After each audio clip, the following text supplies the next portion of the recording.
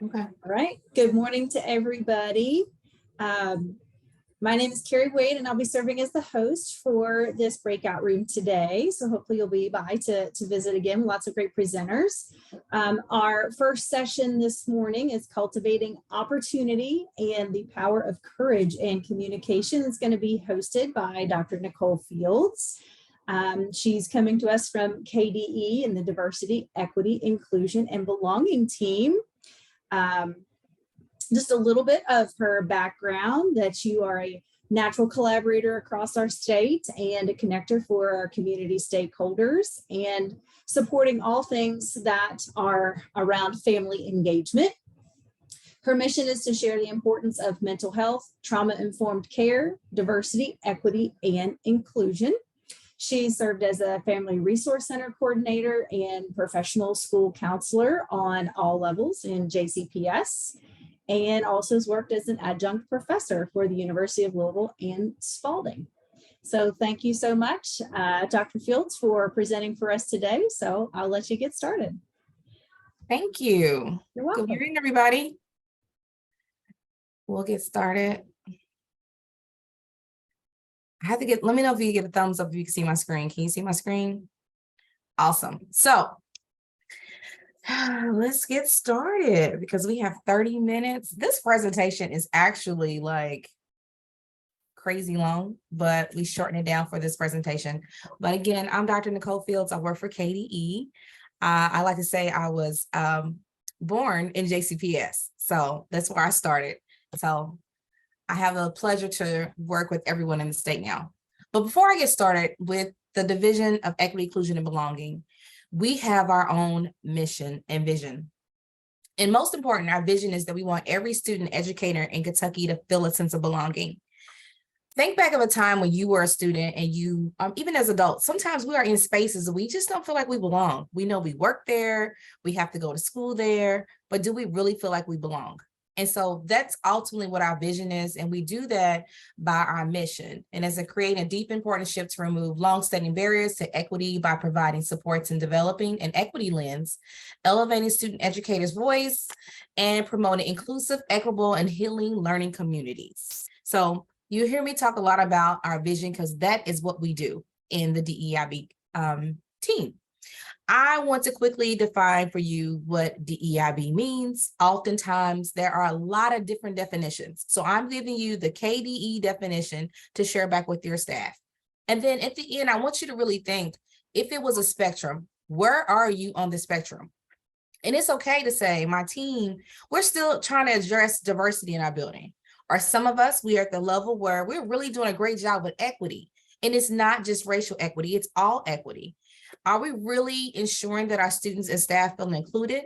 And have we reached the end of the spectrum of B, and that is belonging? Do they really feel a sense of belonging? I am only going to review, if we have time, 3 strategies with you because we have like 20 strategies you can use, but I'm gonna use 3 of them today. And they're multi-tiered. So you'll see on the screen if it's a tier 1 or tier 2 or tier 3. If you have questions, do not hesitate to drop them in the chat. So let's get started. But first, I like to have a moment of reflection because I think it's important that we take a moment and think about courage in this work.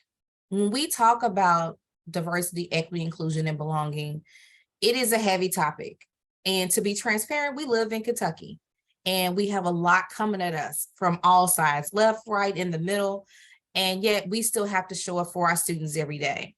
So I always like to start this moment of reflection of these quotes. You can choose courage or you can choose comfort. You cannot have them both. And that's just transparent in what we do every day. But I encourage you to be courageous in this work, that every student can see you and be that light for them. And then just like the presenter said before, the principal is the one that kind of puts the pulse in the building. They dictate how this is going to go. So be that leader that is contagious and courageous and wants their students to come in and feel a sense of belonging in their building, because this work is not easy. So let's talk about diversity. Oftentimes that when I'm presenting across the state, everyone wants to say diversity is just race. Diversity is not just race. We have diversity on this call. We have people that wear glasses. We have people with short hair. We have people who wear pearls. We are diverse in all of our backgrounds, whether it's social economics, your sexual orientation, your religion, all of those makes us diverse. That's what diversity is recognizing the differences that we all have and how that impacts our students and what we do. When we had time, I usually have you stop and think about how do you in your school celebrate diversity? So you can drop it in the chat. So think about, how is your school celebrating diversity? Is it, we have a student of the month that is very diverse? Do you do Black History Month, Women History Month? What do you do to celebrate diversity in your building? And again, at the end, I want you to really think about, are we really doing well when we look at each of these letters in the spectrum? Equity. Equity is most, can you hear me? Somebody gonna say something? Okay, she Oh, can't. sorry, it was me. I'm sorry. I You're got cut off. I had to get back on. Sorry. No, you're fine. I just want to make sure that you didn't have a question. When it comes to equity, we look at the promotion of access. And there, I just came back from Paducah. They have a Student Equity Advisory Council. And these students are all across Paducah. And they really wanted their voices to be heard. We have students with special education. We have students that have failed classes. We just have abundance of students on that equity team that represent so many different diversities in that district. But being equitable, to give you my good old education example, is if I give everyone a pencil and I give you the task of, you're going to write this assignment.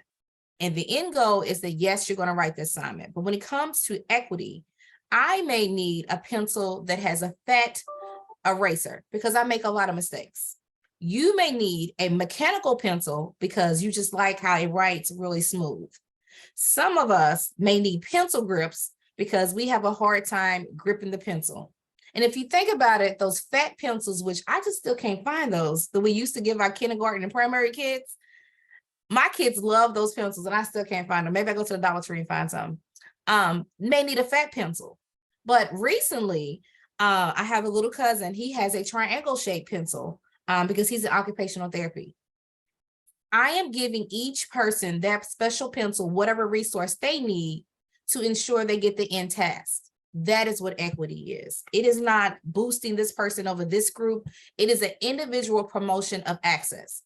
And that is something we need to really think about as educators. Are we really doing that? Are we identifying some of the barriers that our students are facing to ensure that we're equitable and giving them what they need? We often have seen the picture of the baseball field. You have the three people with the boxes. Everybody's on the same level that say that's equality. Equality is not equity. Equality is, yes, everybody gets the same pencil. Everybody has the assignment. But again, remember equity when there are different levels. It is that I'm just giving, they have the same outcome, but they get there very differently because it really depends on what that person needs. And then we talk about at the end of social justice is removing that whole fence altogether. But we're not going to talk about that today. So in the chat box, I need to open my chat box too. It is really looking at your school, your district, your organization. How do you help ensure that all students and stakeholders have equitable access to their supports they need and opportunities? What are you doing differently in your school? Are you having conversations? Are you having empathy interviews? Are you doing needs assessments? Are you having conversations with your teachers? Are you talking to the parents when they come in? How are you ensuring that the student and even your teachers are getting what they need? And let's take a moment to talk about our teachers. We have teachers across the state that are coming in at 9 o'clock and at 12 o'clock, they're leaving, they're done. They're just leaving the profession. And when we came back from the pandemic, and I know that people are tired of talking about the pandemic, but when you think about Hurricane Katrina, it took them 3 to 5 years to get over that curve. We are like in year 2.5. We haven't even got right to the middle. It's going to take us a while, but because it just feels like, oh my gosh, people keep talking about it and all this equity stuff and all this stuff that's happening, we still have to check in with our educators. How are we ensuring that this teacher who is struggling is getting what she needs versus the veteran teacher who just needs a check-in. We can't give everybody the same thing. We have to give them what they need to ensure that they are successful. So kind of keep that in mind too. I'm opening my chat up so I can see as I'm multitasking. Asking what do they need? Absolutely. And I see, I'm gonna put this over here. The advantages of having 3 screens, you can see 3 different things. All right, put this down. All right. Inclusion. Inclusion is the intentional act of creating an environment that fosters mutually respectful relationships in which each student, and I say staff too, regardless of their intellectual, social, cultural, and geographical background, is welcome. Oftentimes, I know one of the challenging things that we have dealt with, in which educators call us about, is our LGBTQIA+ community. It's like, we don't know what to do. And I always try to have conversations and say, everybody just wants to feel included. You know, invite me. I may not go to the skating party, or I may not come to your house for the cookout, but intentionally invite me so I can feel like I'm included. If you're going to have, say, a party at your school, are you inviting everybody, or are you only inviting the kids that have transportation to come? When you have events at your school, where you have activities, clubs, you know transportation is a huge issue. Are we only doing it after school? Perhaps we can have club day during the day. That's how you make kids feel included. And we're going to take it a step further when we come to belonging. I'm going to give you the same example. I was very excited this past year to see that KDE wrote a tweet about the LGBTQIA community. And I always tell educators, regardless of how you feel, we come in with all this extra stuff for our religions and things that we were taught. But when we walk through that school door, we have to be the leaders that they need us to be, that we recognize every student where they are. We include everybody. We can't say, well, I feel I'm on the right today, or I'm on the wrong side, I'm on the left today, and this is how I feel, and I'm on the right today. We need to remain neutral and be supportive of our students and our staff and make them feel like they're included, and you're creating those environments in which they do feel included. Commissioner Glass, who calls himself a chief learner, I have met him several times. He's one of the coolest people I have ever met. He's really down to earth, because I was very intimidated when I first met him. But he's just like, hey, Doc. I'm like, oh my God, he's cool. But he talks about having radical inclusion, meaning that we go out of our way. We go out of our way to make sure their students have ways to identify themselves in groups in our building. Are you going out of your way to make sure students are feeling included in your building? Or are you just surface level? So if you are not, and that's okay, that's okay. I just encourage you to dig a little bit deeper in what you are doing in the inclusion in your building. So think about, how are you doing that? Is there a way to make radical inclusion a priority? Who may feel unincluded? What staff may feel unincluded when we have events or when we do something? And if you have questions about inclusion, drop them in the chat. Now, this is one that's very close to my heart, because I think about belonging in all the spaces that I have been into, whether a student or an educator, and did I really feel like I belonged? It's the degree to which learners believe they experience it. You feel that you're accepted by your adults and the peers, as well as respected as a valued contributor in their learning and their social environment. So when we talk about belonging, and we have the example of inclusion where we're having club days, are you asking students, what do they want to do in a club day? When I was a counselor at Iroquois, we talked about having club days, and different teachers wanted to talk about different topics. This teacher was crazy about gaming, so we had a gaming room. This teacher was so excited about outdoors and nature, they did a nature group. And we had to pause and say, did we ask our students what they wanted? One of the students said, Dr. Fields, I really want to know how to braid hair. Well, you know what? I do too, because that's not my ministry. And so we had to bring in someone who can teach us how to braid hair. I have a 7-year-old. I have tried it. Again, that's not my ministry. However, I can wash and I can plait, and she goes to school happy. But I did learn a different technique, because I took time to learn about hair. And then we had other students that wanted to know about Naruto. I was like, what is a Naruto? Some kind of, I don't know. He's a gaming character. And we had freshmen doing this Naruto run down the hallway. I was like, are we really running down the hallway as Naruto? But you remember, freshmen are really 7th graders, 2 years pandemic. Anyway, I digress. But we did a survey and asked them what they wanted.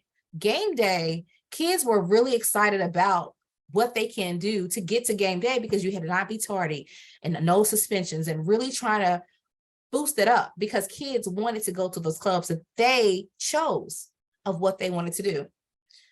We look at Kentucky, 1 in 5 of our students do not feel a sense of belonging in Kentucky. This breaks my heart.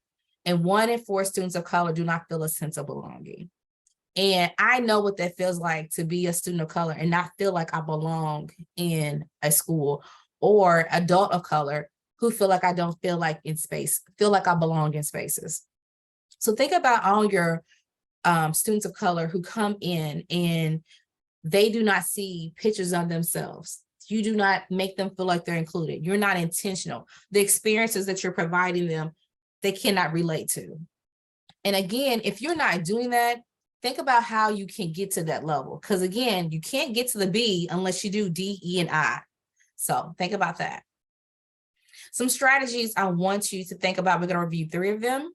Examine yourself, your self-awareness, because again, in order to do this work, we have to start with ourselves first. Start with yourself as a leader, then your teachers, then your students. Build your systems and access equity, and representation matters. And this is most important. That's my favorite strategy of all the strategies that we ever teach. We have any questions thus far? I don't see any in there. Okay. So change starts with you. As leaders in this work, we often have to think about what can we do to make sure that we are really changing what we're doing in our building. Because what did he say? In order for, I sent it to my director about the climate quote. If you want to change the culture, you change the climate. I was like, I really like that quote. So I wrote that down. So we try to teach a inside out approach. To be culturally proficient, the knowledge, skills, and attitudes and beliefs that enable people to work well, respond effectively, and to be supportive for people in cross-cultural settings, it will require an inside-out approach, meaning I'm starting with me, being aware of my own biases, how I was brought up, how I see the world. There is nothing wrong. And this is what I have to tell high school students. Sometimes our parents or whoever's raising you, they only know what they know. A lot of us may be parents on here. I know as a first-time mom, I thought I knew everything. And then the baby came and it was nothing like the book said. I mean, I couldn't find half the stuff that was happening to me in the book. Then I was calling friends. They were not experiencing that. But when baby number 2 came, I was like, oh, I'm a little bit better. But they didn't tell me that baby number 2 will be very different from baby number 1. Then baby number 3 came. Yeah, I got 3 kids, 2 sons and a daughter. I was like, I'm really good at this, but she's a girl. She's nothing like the other 2. So I had to really figure out how to approach parenting very differently, and even how I coach, how I teach. But I had to start with me as the individual and think about what did I learn and my experiences, what I was told, in how to be a better parent. We have to do the same thing as educators. Think about all the teachers and professors that we have encountered and have taught us different views. And as the times when I graduated in 98 in high school, but at that time, times are very different. We didn't have this lovely social media thing that was happening, and I'm so glad we didn't. We went outside and played. Just all of this stuff that we have to think about that we encounter culturally. And then we have to work with students that are experiencing things very differently. But taking a moment to really check yourselves first. We did this values experiment exercise. We've done it with pretty much all the groups that I have worked with. And a lot of times I only give them 40 values, but it's important that you give them as much as you like. The students, I usually give them about 40, 50 values. And I ask them to rank their values. What do you value the most? And that's how you value today, because what you value tomorrow may be very different based off whatever your experience may be. Let me give you an example. I valued, family, determination, and courage for a little while. Then I had a total health scare. And so I had to switch my values to being very healthy. To change, that was my priority. I valued my health. Not their courage and family and all that was not important. It's just at that moment, something happened and it changed. So I encourage you to write down and do this with yourself and do this with your staff. Who are they? And who is my family? What are my experiences? But really, what do you value? From there, you ask them these questions. How are my life experiences similar or different? And this is, you could ask, depending on your climate of your culture, your building, different from the students that you work with. They can be low socioeconomic, Black and Latinx, students with disabilities, LGBTQIA+. How are your experiences different? Some of us have grown up in houses and we had backyards and fences. Well, we have students that are growing up that have never seen that before. They live in apartments, or they may live in a homeless shelter, or you may know what that feels like to live in a homeless shelter. So how do you think their values may be different? And what steps might you take to better understand their students' experiences? And how do these students need that they aren't getting? What do the students need that they aren't getting, and how can I be part of the solution? And I will say this, I don't know if I have this on this quote: conflict is just a difference in rankings of your values. That's what really conflict is. When you have a conflict with a teacher or a student, you have to think about what they value. And that's okay that their values are different. That's how we have conflict. But knowing this in the back of your head will make you a better educator. I know within Jefferson County, they have them complete this Harvard project of implicit bias. It's a free session that you can do. If you have not done that, I truly encourage you to do that. Everybody has an unconscious implicit bias, but the sooner you know what that is, the sooner you can be able to recognize that biases and grow. I want you to lean into the discomfort. Anytime we talk about this work, it is hard. I'm gonna talk about street data here in my next session. It is a phenomenal book. It talks about qualitative and quantitative data that you can use. I'm a very qualitative person, but it gives you the voices behind the numbers. But I want to be more culturally proficient, so I take the data and I have conversations with teachers and students. But we have to lean into the discomfort. And if it's something that you don't know, please ask someone. Contact them to get exposure, to just have transparent conversations. Also, what are you watching, reading, and listening to? I didn't listen to podcasts until I started this job, because we're always traveling. And so I'm listening to different podcasts out there, reading different books to really get a good ground understanding of diversity, equity, inclusion, and belonging. And these are just examples of those. A Bad School is one of the best podcasts that I have listened to, and I have a little bias because it was partly at Iroquois High School when I was there, but it talks about this bad school and the good school. We often hear people talk about that, and it was really good. Movies that you can see and documentaries, but all these books right here are really great resources if you haven't taken the time to pick up a book to really figure out how can I dig deeper in my learning. The last one was second one, supporting and elevating equity. Have a common language, like I showed you with the DEIB, to make sure everybody understands that. Find common values, identify those as your leadership. Name equity as a strategic goal in your mission, vision, and goal, in your mission and vision. Are you doing that? And data is huge. Are you doing disaggregating your data? Are you doing data equity walks? Are you having conversations about what those gaps look like? There is a tool called the District Advancing Racial Equity Tool. I'll drop this presentation in chat before this is over with, and you can click on this and it'll show you, and they'll ask you questions about equity and what you're doing in your building. I'm actually going on a equity monitoring starting this week, and we're going to use the DARE tool.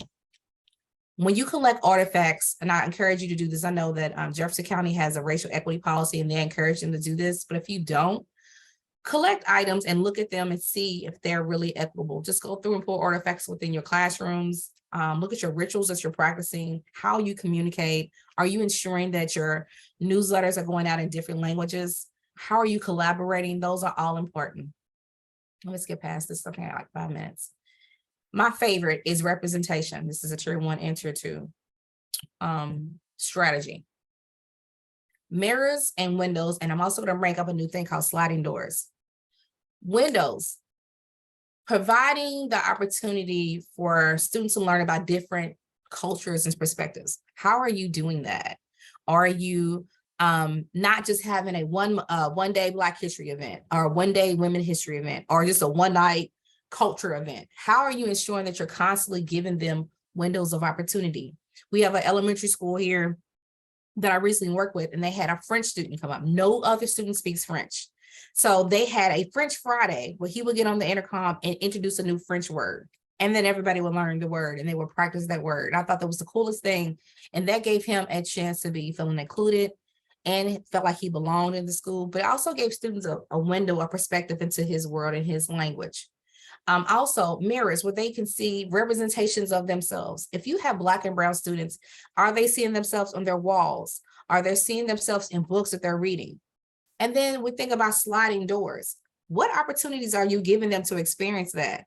Are you bringing in guest speakers? Are you taking them on virtual field trips so they can go see the Martin Luther King Monument up in Washington, D.C.? What are you doing as a principal and as an educator to really give them those exposures?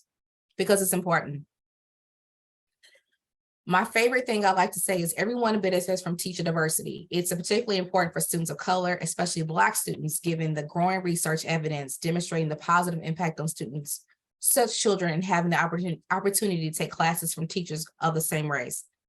I will say personally, I had my first Black teacher as a first grade teacher. And I honestly tell people I think she changed my world because she kept telling me how smart I was. And I had an IEP for speech. And I talk every day now, but I used to not be able to talk really well. And sometimes when I get nervous, it comes out. I still mispronounce words as an adult. But she gave me that confidence that it was okay. She told me that I was smart. She made sure that, I was together. And because I had to ride a bus to school, I was at a neighborhood school, then I got bused. And she changed everything. And then I saw her when I turned 21 at a gambling boat. I was like, oh my God, teachers gamble? But I was just like in awe. Like I was following her all around. And my husband's like, quit following her around. But I was just like, that's my person. But she really did set the tone. But then I have colleagues and friends that did not have that experience, and their perspectives on education was very different, or they may not have seen a person that looked like them until they got in college. And I want you to think about college. What are some ways we can ensure that students feel represented? Because if it's nothing about us without us, it's not for us. So how can we do that? And I know a lot of schools don't have the diversity, but does it mean that you can't bring people in, or that you can't show them videos and bring in, just a lot of different things that you can do. Do not let it just stop there. But this is why we have a DEIB team in KDE. We love coming out to schools and having conversations. That's why I'm all in the state, going around and talking to people so they can see us, and even having that conversation with you. If you want us to come and say, let's look at what you're doing in your building, and we can identify as outside people looking in those gaps and things that you can do better in your school. These are just questions to ask yourself. Does every single student at your school have a trusted adult? This can be the custodian, this could be the bus driver. Is it the secretary? Is it a teacher? It's important that you name and claim, and the students feel like they have someone they can talk to. I have 3 minutes and 15 seconds. So I will say this. What is one thing that we've talked about that may be a little anxiety or provoking to you? Or what is one thing you use that I discussed? I know I talked really fast, that you can take forward and use from what we talked today. So I'm gonna stop sharing my screen so we can talk. And I will click this real quickly and say this before you start talking. This work is not easy. Some days I'm like, ooh, grace and mercy, I'm clutching pearls. But you are ready for this. You wouldn't become principals if you wasn't ready, or APs. You face opposition. We face opposition just in the world of education. But this is why we do this, because our students need us. You are a leader and you can do this. And so no one told you they were proud of you today. I am proud of you. You showed up today to get fed so you can feel better and dig deeper into your toolkits. So that's my information there, but I'm going to stop sharing. And anybody want to share out, something that's giving them a little anxiety, or anything that you can take and say, hey, this is one thing I think I can change in what I'm doing, and go from there. So it's open to you for the next, what's my timer say? 2 minutes and 8 seconds. Hi, Jamila. I will share. I'm in a district, small rural district, where there is not much racial diversity. And we're in the process of a CogNIA reaccreditation. So we've done surveys with kids and parents and families and teachers. And what we have found is all of our stakeholder groups, with the exception of teachers, and I say that lightly just because I got to put some context here, have identified the need for more cultural awareness. Mm-hmm. And it was really neat to see that thread come through. So as we go through this reaccreditation and we get to do this new strategic plan, I foresee the district will be coming to, this team and to, this entity of KDE to really look for strategies on how we can expand that for our students. Absolutely. To present them with some of that exposure to different cultures with diversity, because you're right, it's important. We have to educate our kids. And if they don't have that exposure, we have to create situations where they can be exposed, because knowledge is power. Thank you for sharing that, because oftentimes we have some educators who like, no, we're doing great. I'm like, no, we all could be doing better. I'm gonna drop my email back here again at the bottom. So thank you for being transparent, and that is definitely important. What district are you in, Miss? I'm in Williamstown, Independent, up in Northern Kentucky. Okay. Anybody else want to share before we log out? Hey, Dr. Fields. Hey. Hey, well, it wasn't the windows and mirrors, and I like the addition of the sliding doors. It's not a new concept, but I think it just a reminder of creating more of those opportunities. So I actually wrote down the example you gave, just because the school I have, we have over almost 30 languages represented with our students. And I was like, that is an awesome way to possibly get, some students that maybe, or those languages and cultures that aren't as popularly represented in our school. That's a great way to get them into those windows and mirrors and get them seen and increase that sense of belonging. And the kids love being in front of the other kids. So making it less about the adults and more about how can the kids creating that, just putting the kids at the forefront of that sense of belonging. I really like that. Thank you. I love it. You're welcome. Yeah. We've come to her school too. They are doing a phenomenal job at your school. So Thank you. Hey, Nicole, will you be sharing this? Yes. Let me drop this in the chat real quick. Thank you. You're most welcome. Let's share.